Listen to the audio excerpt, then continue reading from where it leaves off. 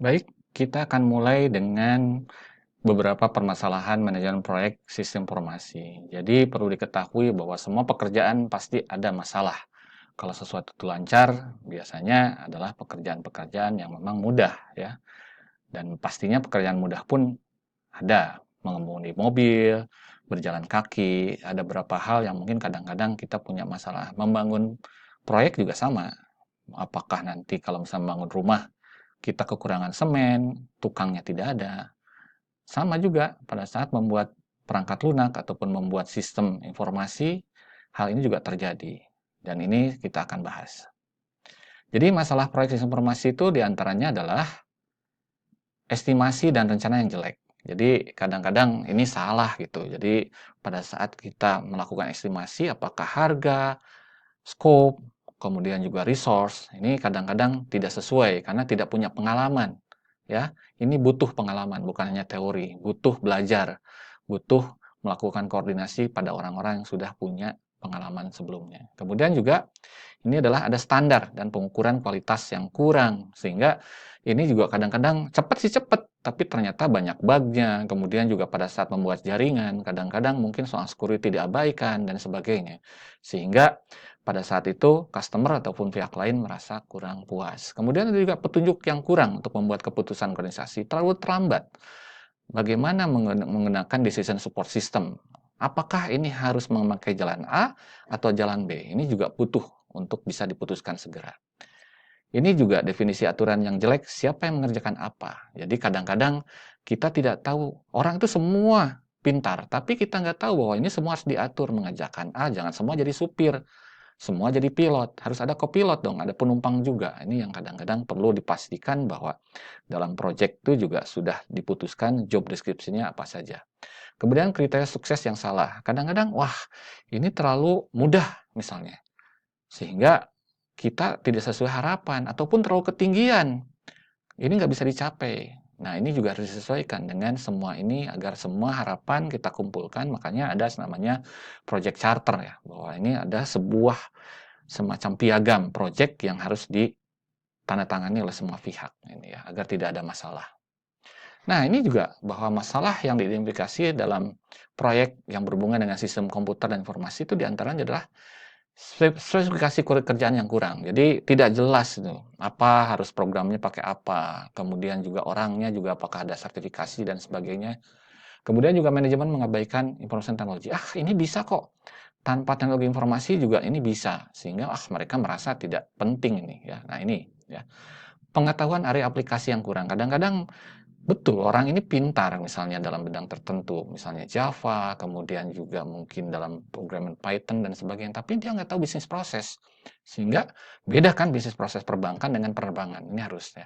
Kemudian standar. Nah, ini standar ini yang kurang ini juga berhubungan dengan hal-hal yang harus diikuti agar tidak lagi ada sesuatu yang mungkin tidak tepat pada tempatnya. Jadi, kemudian nah, ini perlu update dokumentasi. Biasalah engineer nggak mau nulis, tulis yang kamu kerjakan, kerjakan yang kamu tulis, sehingga kita selalu mulai lagi dengan kesalahan yang sama. Akhirnya, waktu jadi lama, kesalahan yang sama dilakukan. Kemudian, aktivitas sebelumnya yang tidak lengkap pada waktunya. Jadi, kadang-kadang, misalnya pengiriman perangkat yang terlambat, ini juga membuat bahwa ini menjadi sebuah hambatan, halangan, ya, masalah. Padahal ini harus diketahui bahwa mendatangkan komputer perlu 8 minggu dan sebagainya dari luar negeri, ini juga harus diketahui. Kemudian komunikasi antar teknisi atau programmer dan user yang kurang, menyebabkan duplikasi pekerjaan. Setiap orang ngomong, sehingga menimbulkan masalah, definisi-definisi ataupun skopnya jadi kalang kabut dan tidak bisa dikerjakan karena tidak ada proses owner-nya, seperti itu.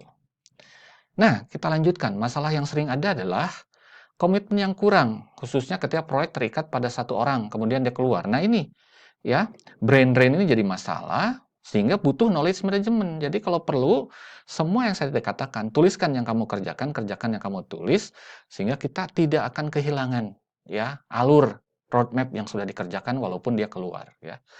Kemudian juga kemampuan keahlian teknikal yang kurang. Nah ini juga masalah. Banyak orang yang ternyata dianggap bisa, tanda kutip, tapi sebetulnya mereka tidak punya kedalaman dalam teknikal ini, karena nggak mau belajar. Setiap orang tuh bisa sebetulnya, tapi bahwa kita harus punya kreativitas untuk mencari solve the problem. Pengalaman saya sejak dari perusahaan pertama kali bahwa saya sering kali tidak ditanyakan kepakaran saya secara teknis, tapi kepakaran menyelesaikan problem. Karena sekarang tuh dengan teknologi informasi ini, kita bisa minta bantuan ke banyak orang. Jadi sebetulnya kita bisa menyelesaikan masalah asal mau berkomunikasi.